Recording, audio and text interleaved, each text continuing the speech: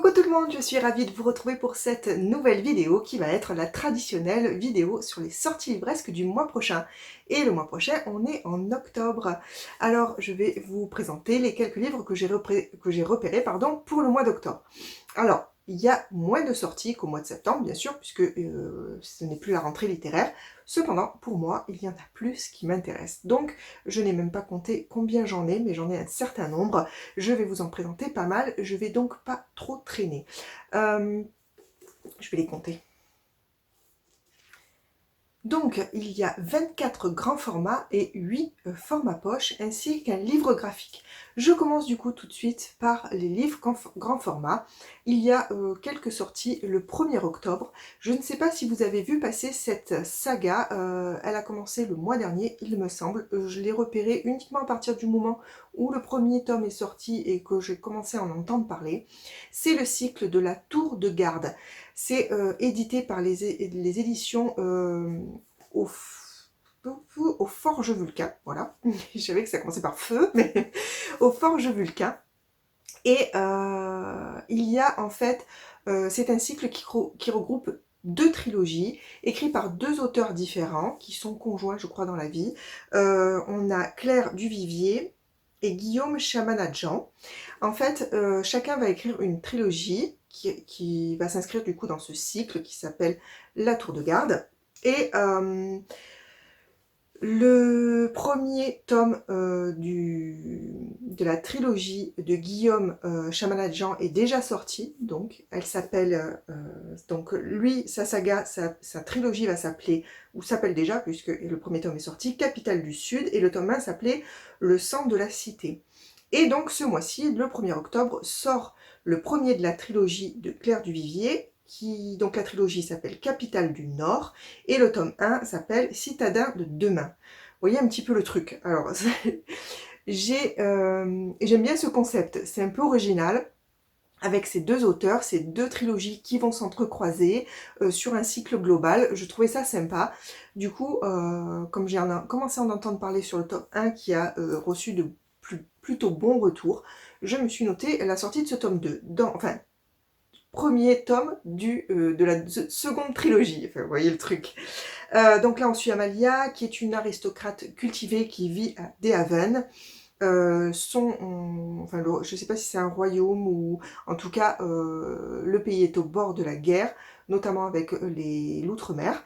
Et la magie va refaire son apparition dans la ville. C'est assez succinct comme résumé, je vous l'avoue, mais il est plus explicite si vous voulez aller le voir, n'hésitez pas. Moi, je me contente de ça pour l'instant. Dans le premier tome de la trilogie de Guillaume Chamanadjan, on suit Nox, qui est un commis d'épicerie dans la ville qui s'appelle Cité. Il hérite d'un livre qui parle de l'origine de sa ville, et cette histoire va faire un peu écho avec sa propre histoire, et il va être embarqué dans des complots politiques, et il va découvrir la cité miroir de sa ville où il y a plein de monstres, enfin voilà. Donc il y a un mélange, ça a l'air un peu fantastique, peut-être fantasy, je sais pas exactement, en tout cas du coup ça me branche bien, et je trouve les couves très très jolies. Ensuite, le 1er octobre toujours, sort Symphonie atomique de Étienne Quinge aux éditions Critiques. Alors c'est de la bonne SF, a priori.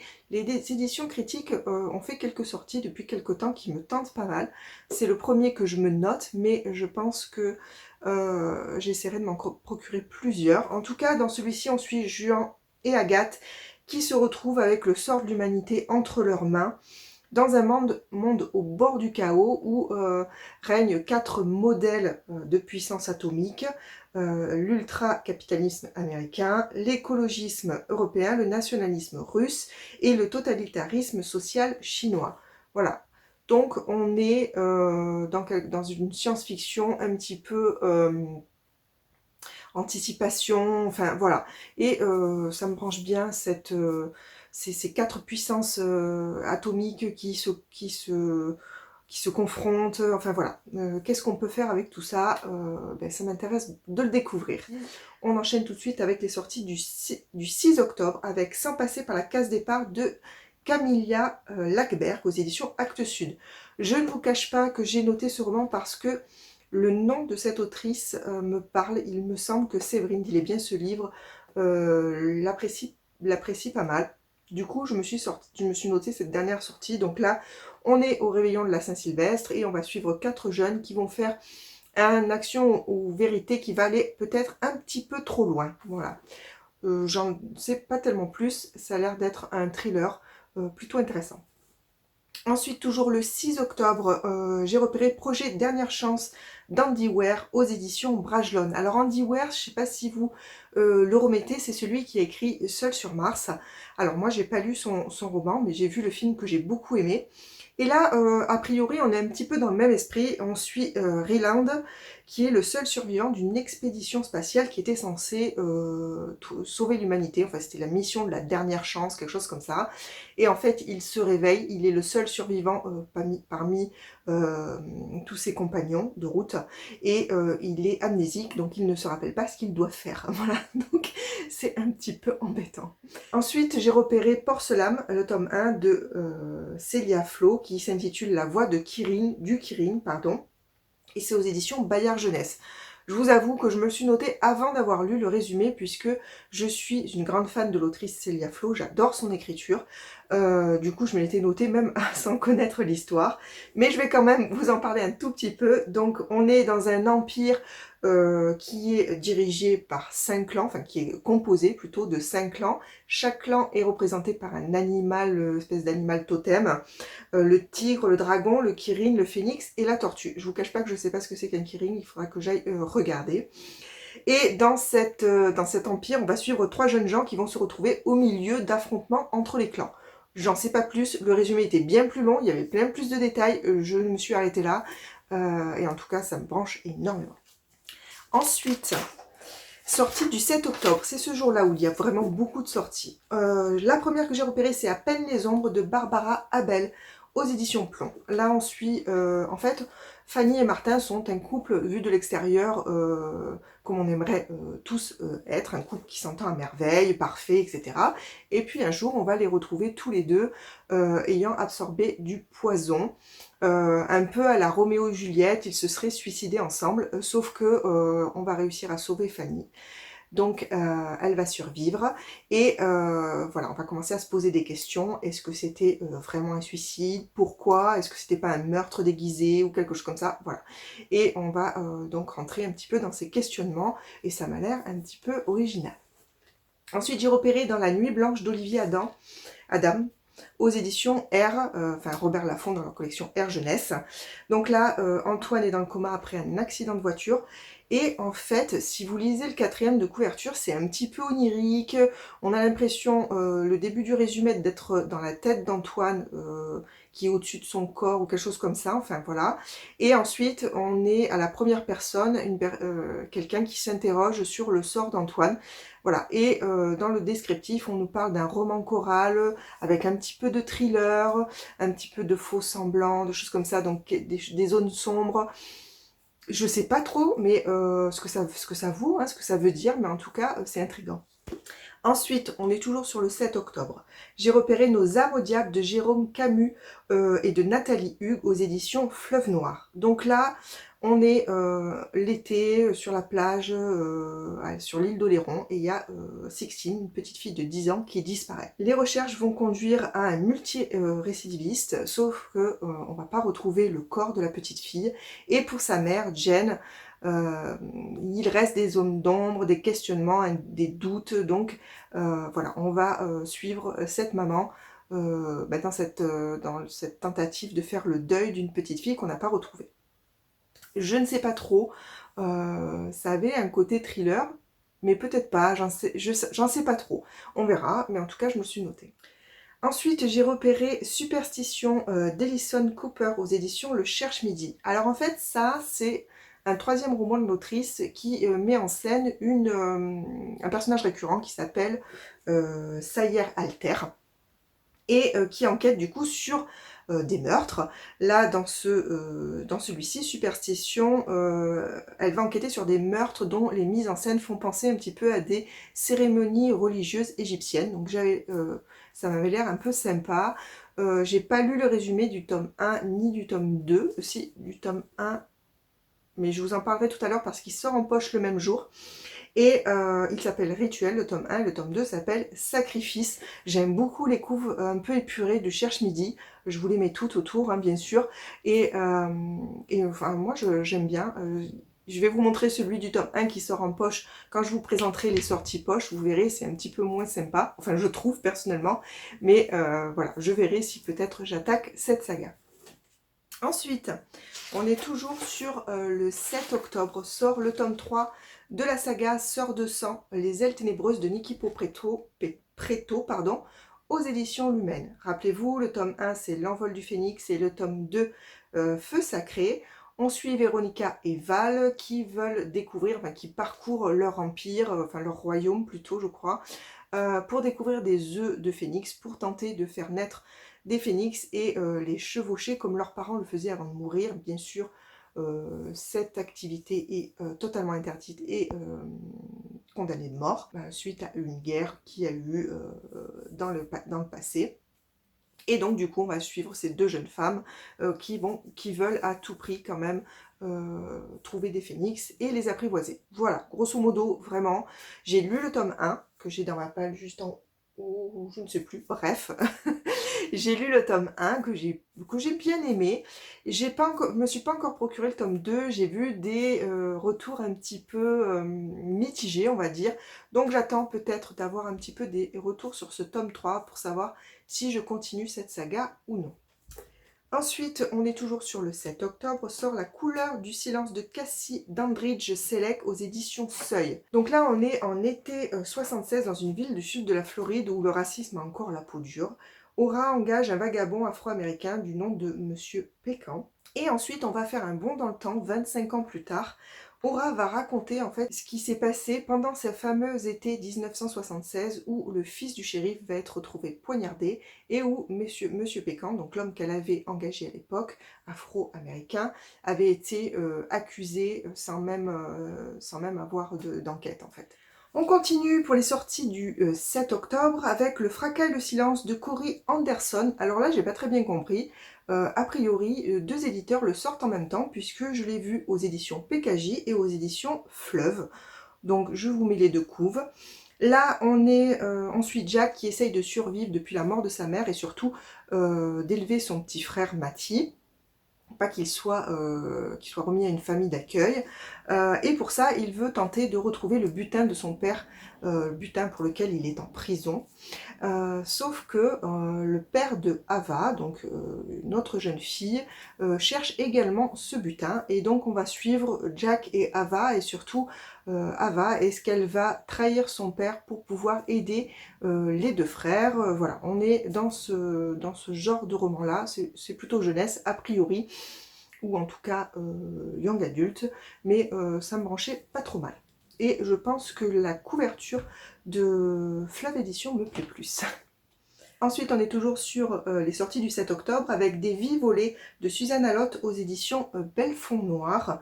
Donc là, on est en 1997. Ilsa quitte Londres pour se rendre en Australie, rejoindre son père qui est septagénaire. Il est accusé du meurtre de sa voisine qui a disparu 30 ans plus tôt. Et en fait, cette histoire est intéressante dans le sens où elle a comme fond un drame qui s'est produit en Australie à l'époque où les enfants aborigènes étaient enlevés.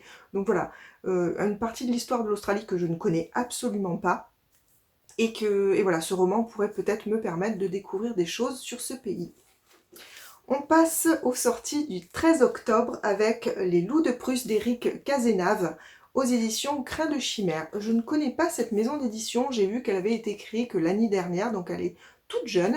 Et j'ai repéré ce livre rien qu'à sa couverture avec, vous le voyez, là je vous le mets là, l'homme avec le bras mécanique et tout, ça a l'air un petit peu steampunk, donc c'est un mélange.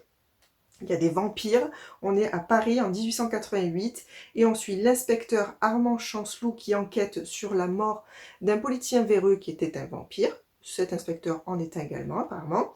Et on va suivre aussi le vétéran Antoine de Beauterne qui aide un ami à retrouver sa fille qui a mystérieusement disparu. Et bien sûr, vous vous doutez, ces deux hommes vont se rencontrer, leurs pistes vont les mener sur un chemin commun et on va donc suivre leurs enquêtes. Ça a l'air vraiment très sympa. J'espère ne pas m'être trompée sur la date de sortie parce que c'était un petit peu confus sur les sites. Sur le site de l'éditeur, il n'y a pas d'infos sur la date de sortie. Il est déjà sorti en e-book, si j'ai bien compris. On verra. Ensuite, du coup, pour le 13 octobre, j'ai repéré La Menthe nue de Luca Tatiasim aux éditions Inceptio. Donc là, on suit Juliette, qui est une mystérieuse joueuse d'échecs et qui tente de innocenter Gabriel, qui est suspecté du meurtre d'une jeune fille de 3 ans plus tôt. C'est assez mystérieux hein, comme résumé, mais les éditions Inceptio aiment bien ce genre de résumé sur leur thriller où on ne sait pas vraiment de quoi on va parler, et du coup, ben, c'est très intriguant. Ensuite, on est toujours sur le 13 octobre, j'ai repéré la sortie d'Irish Renegades, le tome 4, Oliver, de Blandine P. Martin, qui est auto-édité. Je ne pensais pas que la saga allait se prolonger, je pensais qu'il n'y aurait que 3 tomes. C'est bien, puisqu'il y en a un 4e qui sort. Je ne me le suis pas encore procuré, hein. Je suis toujours dans la première saga de l'autrice, Les Wild Crows, que j'aime beaucoup, mais je pense que j'enchaînerai avec celle-là, donc à chaque fois je me note les sorties. Donc le tome 1 s'appelait Malone, le tome 2 Pharrell, le tome 3 Kezia, si je ne me trompe pas, et du coup le tome 4 Oliver. Dans le tome 1, donc on suit Malone et Pharrell, qui sont deux frères qui quittent l'Irlande pour s'installer aux États-Unis auprès de leur amie Kezia. Bien évidemment, le rêve américain ne va pas être ce qu'ils espéraient et Malone va devoir essayer de faire sa vie aux États-Unis avec sa petite fille. Voilà. Ensuite, on passe aux sorties du 14 octobre avec le tome 3 de The Bone Season qui s'intitule Le chant se lève de Samantha Shannon aux éditions de Saxus. Pour rappel, le tome 1 c'était La saison d'os et le tome 2 L'ordre des mimes. J'ai le tome 1 juste là, vous le voyez. Là, que je n'ai pas encore lu, c'est pourquoi je ne me suis pas encore procuré le tome 2, mais je me note que le tome 3 est sorti. Je crois que c'est une saga en 4 tomes, si je ne me trompe pas. Bref, dans le tome 1, on est en 2059, il me semble. On suit Paige qui a la capacité de s'introduire dans les esprits des gens. Elle va être arrêtée et envoyée dans une colonie pénitentiaire, pardon, et là, elle va devenir l'apprentie d'un étrange gouverneur qui veut peut-être se servir d'elle, quitte à la tuer, enfin voilà, il faut qu'elle s'enfuit. Bon. Bref, j'en sais pas tellement plus, c'est déjà pas mal, vous me direz. Et quand j'aurai lu le premier, je verrai si je continue cette saga. Toujours le 14 octobre, j'ai repéré Les Ailes d'ombre, le tome 1 de Daniel Page et Cass Morgan aux éditions Robert Laffont dans la catégorie collection plutôt air jeunesse. En fait, on est dans un campus où le Kappa Ronu est la sororité de ce campus, mais en fait c'est une couverture pour le clan des sorcières, les ailes de l'ombre, des ailes d'ombre. Dans ce contexte-là, on suit Viviane qui découvre qu'elle a des pouvoirs, donc qu'elle fait partie de ce clan de sorcières, donc elle veut y faire sa place, sauf que le campus va être attaqué, et du coup elle va devoir s'allier avec Scarlett, qui est sa plus grande rivale, pour tenter de sauver leur peau, tout simplement. Voilà, donc ça a l'air sympa, les histoires de sorcières, ça me plaît bien, on verra, mais ça me tente bien. Toujours le 14 octobre, j'ai noté Les Oubliés de Lama, oui, de Lama, de Florian Soulas aux éditions Scrinéo SF. Je pense que c'est le premier roman SF de Scrinéo. Ils ont ouvert récemment cette collection. Enfin, c'est voilà, elle vient juste d'ouvrir. Et du coup, ça sera il me semble, hein, le premier roman de cette collection. Je n'ai pas encore tenté de roman de Florian Soulas, qui a écrit 2 romans steampunk, il me semble. J'en ai un d'ailleurs là. Celui avec la renarde dans le titre. Bref, je me suis notée parce que le pitch m'a bien tenté. Donc là, l'humanité a conquis déjà l'espace, hein, sauf Jupiter. Donc il y a tout autour de Jupiter un amas de débris de tous les vaisseaux qui ont tenté justement de de conquérir Jupiter, enfin au moins de s'en approcher. Cet amas est devenu en fait un bidonville. On va suivre Kat qui va donc s'installer sur cet amas et tenter de participer aux courses de vaisseaux qui y sont organisées parce qu'en fait son but c'est d'essayer de retrouver son frère disparu. Ça a l'air d'être un super space opéra et ben moi il n'y a pas besoin de plus, j'ai très envie de le découvrir. Ensuite les sorties du 20 octobre, j'ai repéré La passeuse de mots d'Alric et Jennifer Twist aux éditions Hachette, c'est le tome 2, L'œil de vérité. Rappelez-vous, dans le tome 1, on suit Arya qui, dans le royaume d'Hélios, va se retrouver être la clé pour sauver son royaume. Dans ce royaume, en fait, c'est les mots qui ont du pouvoir. Voilà.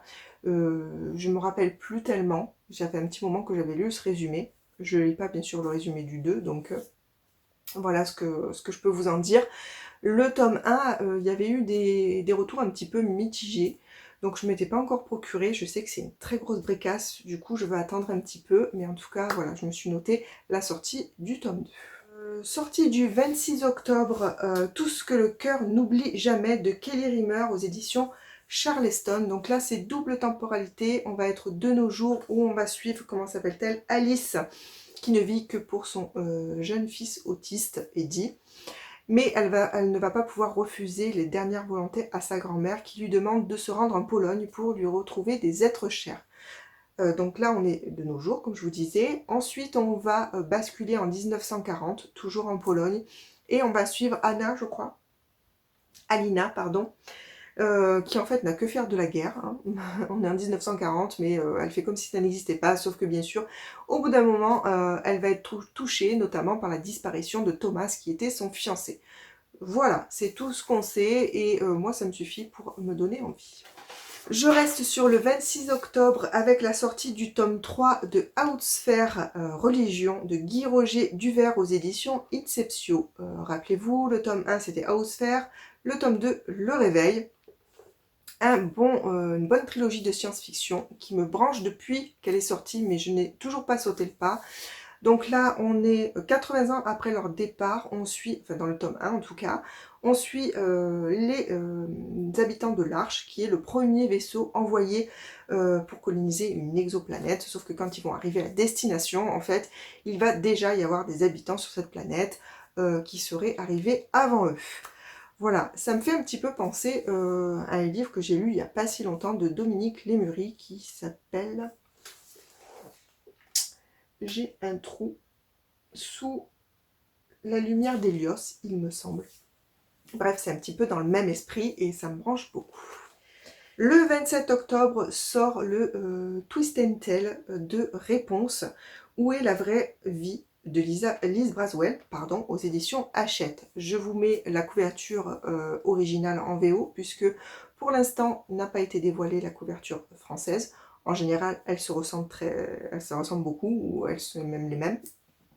Dans cette histoire, donc c'est une revisite du conte de Réponse, où on imagine que ses cheveux, au lieu de guérir, peuvent blesser. Voilà, donc j'ai trouvé ça plutôt original, et du coup, celui-ci me branche beaucoup. Ensuite, on finit avec le dernier que j'ai repéré qui sort le 28 octobre, c'est Le sang et la cendre de Jennifer Elamantrou aux éditions de Saxus. Je ne suis pas sûre de me procurer ce roman, en tout cas je vous le présente parce que malgré tout il me tente un petit peu, on va dire, mais j'en suis pas sûre parce que ça a l'air très très axé romance. Cette autrice est très axée romance, donc je vais attendre certainement d'avoir des premiers retours pour être sûre. On suit Poppy qui a été choisie depuis sa naissance pour inaugurer une nouvelle ère. En attendant son ascension, elle a pour seule compagnie et ses gardes, dont Hawk. Hawk? Oui, Hawk.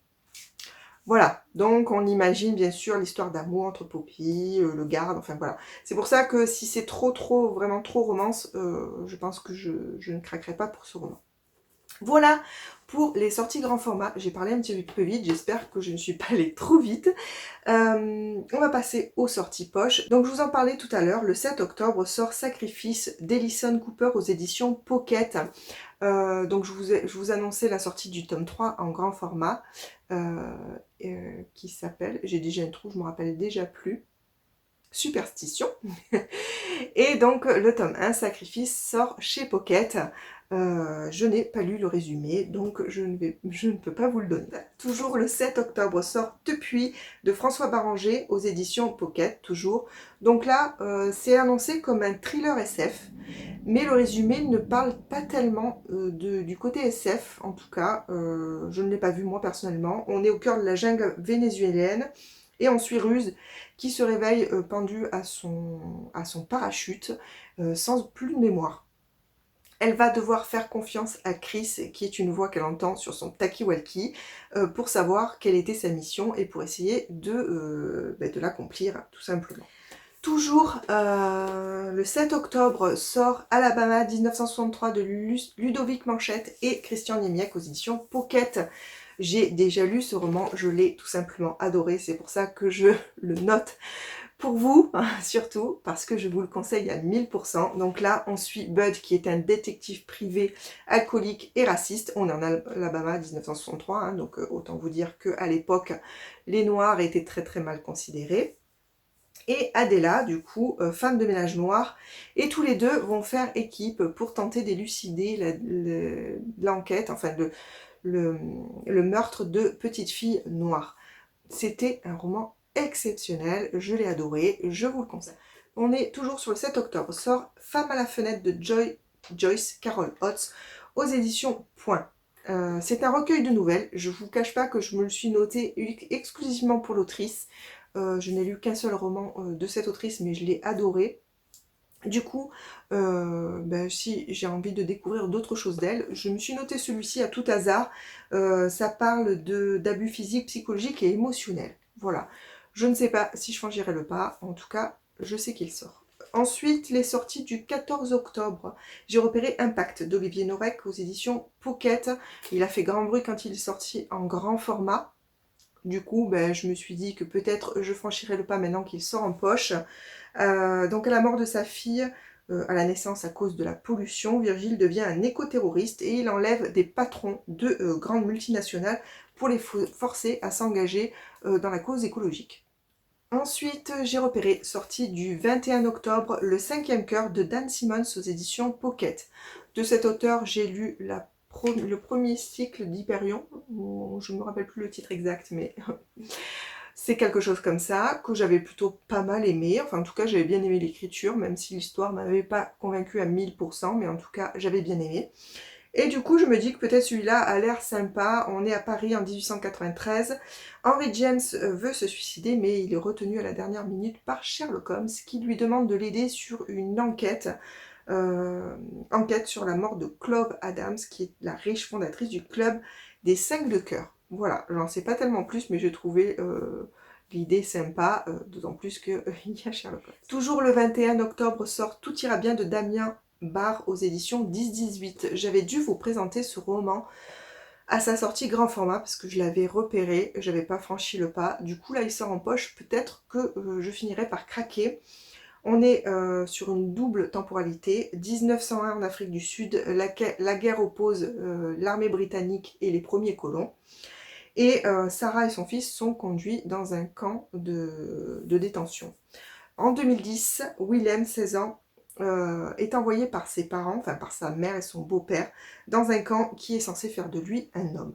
Voilà, il va y avoir un parallèle entre ces deux vies, ces personnes envoyées dans des camps vraiment différents, mais voilà, ça va mettre en parallèle ça, et ça m'avait bien tenté quand il est sorti en grand format. Peut-être que je franchirai le pas cette fois-ci. On va terminer avec le dernier sorti-poche que j'ai repéré. En fait, c'en est deux. C'est des rééditions d'Archipoche de romans de Ngayo Marsh. Le tome 1 s'appelle Le jeu de l'assassin et le tome 2, L'assassin entre en scène. En fait, je crois pas vraiment que ce soit des tomes, vous savez, c'est des personnages récurrents en fait. Donc ça peut se dire indépendamment, je pense. Dans le premier, on est sur une murder party qui tourne mal, puisqu'il va y avoir un vrai assassinat. Et dans le deuxième, on va être sur une pièce de théâtre qui tourne mal, puisqu'il va également y avoir un vrai assassinat sur scène, au lieu d'un assassinat joué. Voilà, c'est présenté un petit peu comme des romans à la Agatha Christie. Du coup, il m'en fallait pas tellement plus pour que ça m'intéresse. Et je termine avec le seul graphique que j'ai repéré pour ce mois-ci, que je ne sais pas si je me procurerai, tout simplement parce que d'une part, il est assez cher. Et deuxièmement, le premier tome m'avait plu, mais ça avait été un petit peu difficile comme lecture, en tout cas pour moi. Ce n'est autre que Sapiens, le tome 2, Les piliers de la civilisation, de Yuval Noah Harari, David Vandermeulen, pardon, et Daniel Cazenave, aux éditions Albin Michel. Donc là, on continue notre découverte de l'évolution des sapiens. Et là, on est à partir de la révolution agricole. Voilà, on verra. C'en est tout pour ces sorties du mois d'octobre. J'ai été un petit peu vite, mais j'avais l'impression que j'avais beaucoup trop de choses à vous présenter, que ça allait durer très longtemps.